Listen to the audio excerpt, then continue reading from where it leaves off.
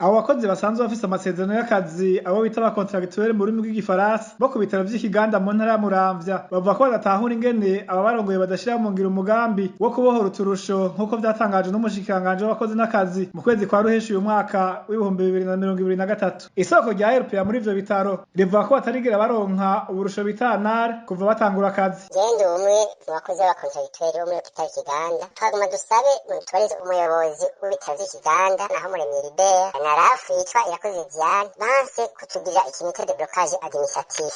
Mu bisanzwe umukozi wo muri hôpital Ikiganda kuva gitangura akazi w'umucontracteur ntarigera ahemberwa ANAR n'umwaka n'umwe. Ari naco gituma twagomba gusaba yuko ico kintu bokidukorera nk'uko kandi hose bikora. Ikindi abo bakozi basaba ni kijanye no kunganisha imishahara hisunzwe impapuro z'umutsindo hamwe n'uburambe mu kazi. Icya tugomba gusaba yuko nouvelle politique salariale yakoze ku bakozi ba leta twita mise de salaire twebwe bayidukorera tugeze turacabivuga batubwiye yuko barindiriye itegeko ry'umushikiranganji w'amagara y'abantu kandi tuzi neza yuko kuva mu kwezi kwa gatanu uwo mushikiranganji yategetse militaire provincial de la santé yuko abakozi b'abacontractuel bofatwa cyo kimwe n'abakozi ba leta baravye diplome z'abo bakozi bakaraba n'imyaka y'akazi b'abakozi mu mutubarize igituma hôpital Ikiganda itanka kubashira mu ngiro. Kuri ivyo mu ruganda rwa RPA twashoboye kuronka umuyobozi w'ibitaro vy'Ikiganda Libert naho Muremyi kugira atange umuco.